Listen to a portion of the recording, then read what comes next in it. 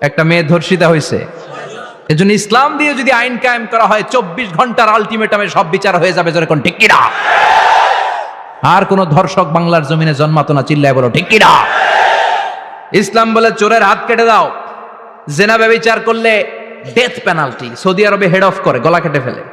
বাংলাদেশেও যদি এটা করা যেত, খবর হয়ে যেত। আর কোন ধর্ষক বাংলার জমিনে জন্মাতো না, চিল্লায় বলো ঠিক কিনা?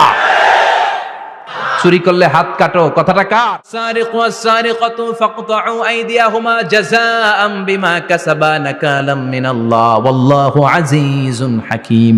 If anyone steal something very precious from the society, the government should cut down his right hand. দামি কিছু চুরি করলে, এটা সাক্ষীর দ্বারা সাব্যস্ত হলে গভর্নমেন্টের উচিত তার ডান হাতটা এক কোপ মেরে কেটে দেয়া। কার কথা? আল্লাহ। বানু মাখজুমিয়া গোত্রের এক মেয়ে মদিনাতে চুরিতে ধরা পড়ল। অনেক বড় ফ্যামিলির, ডিগনিফাইড শিল্পপতির মেয়ে।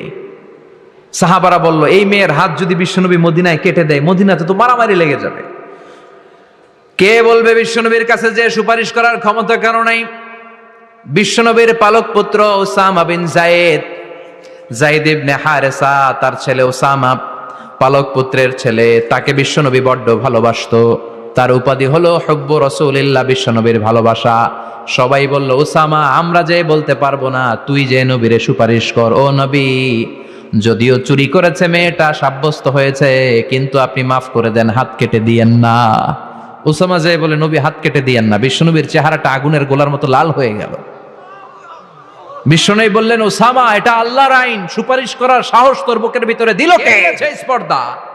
লাউ আন্না ফাতিমাতা বিনতে মুহাম্মদ সারাকাত লাকাতা মুহাম্মাদুন ইয়াদাহা।